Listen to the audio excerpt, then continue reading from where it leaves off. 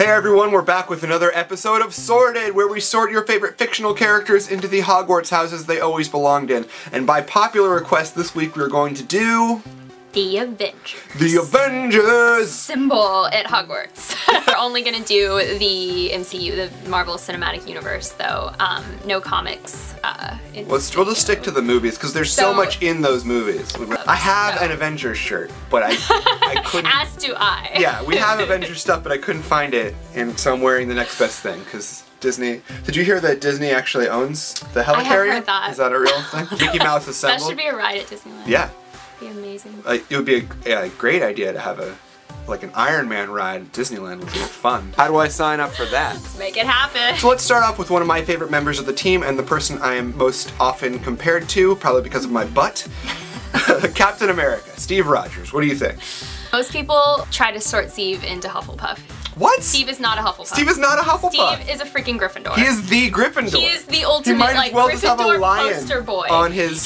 He's not just a Gryffindor though, he's like the ideal Gryffindor. You know, he represents all that is good about Gryffindor. Like he's this noble, like purely heroic figure who and he's selfless. Is selfless, exactly. Yeah, he's like the epitome of selflessness. Exactly. His bravery is all, you know, outwardly focused, all for the greater cause, for humanity. I don't understand how anyone sorts him into Hufflepuff. He's so nice though. Like he would bring you apple pie. He's nice and loyal, etc.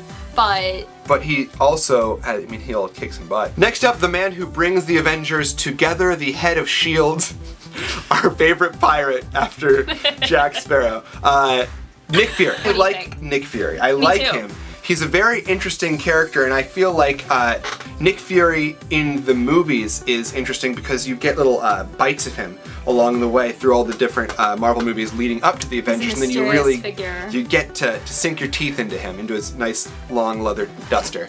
I don't know why I'm eating him, but he just looks tasty. I feel like we still know enough about him in the movies to be able to say that he is a Slytherin. Yeah, keep coming to this. He's a Slytherin, but that doesn't mean he's a bad guy. Right. You know, he's a good guy. He's definitely a good guy, but he works everyone in the ways. He uses his Slytherin qualities for good, for the most part. Some of his morality can be a little gray, which is interesting. At the end of the day, you know that the decisions Nick Fury's making are the hard ones, willing to be the quote-unquote bad guy if he's really doing it for a good reason. Wants to get the job done, and you have to respect him for that. And he does. He gets the job done. He has his car. He has the coolest car because it's a boat. But then also it flies. He would make a lot of friends in invisible. Slytherin house. They would all want to party on his car. Well, can we talk about the helicarrier parties? What they were like? God, I don't they would be so fun. S.H.I.E.L.D. would be a blast. Right, and they're getting the cops called on them, but no one can find them because it's invisible in the sky. That would be awesome. Leave it in the comments. Let us know how to get invited to the helicarrier party. Speaking of someone who knows how to party, next up we have someone who's like literally a party god. Out of this world. He's out of this world. I would also like to party in Asgard. How do we hook these things up? Dude, we saw those Asgard feasts. Oh, they know what's up. They like to party. Thor, the god of hammer time. Yeah, he wears a lot of red. Has a lot of muscles. How would you describe it? Like a mane-like hair. Ooh. It's mane-like. It's a manly mane. Oh. He's so squinty. I would say that he's also probably a Gryffindor. Thor is definitely a different side of Gryffindor than Steve, for instance. Thor, especially in his movie, starts out as definitely the more like brash, like I'm rushing headlong into action. He reminds me a lot of Harry in a lot of ways because he does stuff and doesn't think about how it's going to affect other people. He has that arc of growing into a leader, growing into, you know, a true hero. Right. As opposed to just being born into it. Thor's a Gryffindor. I feel uncomfortable when we agree. Barton. Clint Barton.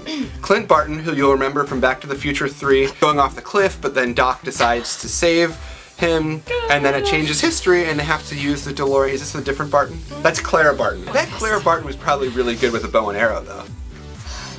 See, Hawkeye is a way better archer than Katniss is, because you can see he's like a... He does it without looking. He doesn't look. Jumping off of buildings, like shooting things as he falls. Katniss is lucky if she can hit an apple and like knock it down. He's got those arms. There's a lot of biceps in this video. He's got great arms. We're not putting that in the video. Should we also sort him though, now that we talked about his arms so much? I think that he is a Ravenclaw. Why? He is very separated from everything else. And I don't, He's a loner. Yeah, he doesn't particularly seem like super smart or studious, but as we were talking about in the last video, there is something about that sort of separation and wanting to be on your own that is quintessential to... natural isolation. Yeah, natural isolation that is quintessential to Ravenclaw House. Hawk, it's like a Raven Hawk. There you go. Lady Hawk kind of thing going on. Thor's got the mane. Yeah, I'm just going. I haven't got seen the the bird. movie. I have no idea. I'm just going on their names. Actually, that Clint would be a Hufflepuff. I think his loyalty in the movie, he's only been in Avengers, I think we saw mostly his loyalty towards S.H.I.E.L.D., towards Loki when he was possessed by Loki, towards Natasha, who he's always had this, you know, connection and history with. I would say loyalty. He's under a spell for a lot of it. Like, I know, I can't judge that as loyalty. I almost even feel like while we don't he's even possessed by Loki, he like intentionally doesn't kill Nick Fury. Oh, really? Yeah. I don't remember that.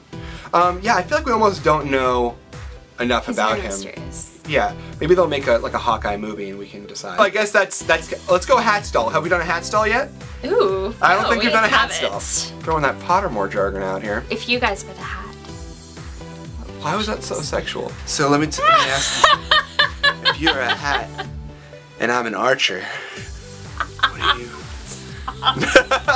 We're going to continue sorting the Avengers over on the other Whitney's. half. Yeah, on Whitney's channel right there. You keep doing that like I'm going to put a link on your face. I'm never going to put a link on your face. I'm sorry. Go check that out right there. And yeah, let us know what you think about all these characters in the comments where you would sort them. And we will see you next time on Sorted. I'll put it in the description. Okay, so. What? Coulson!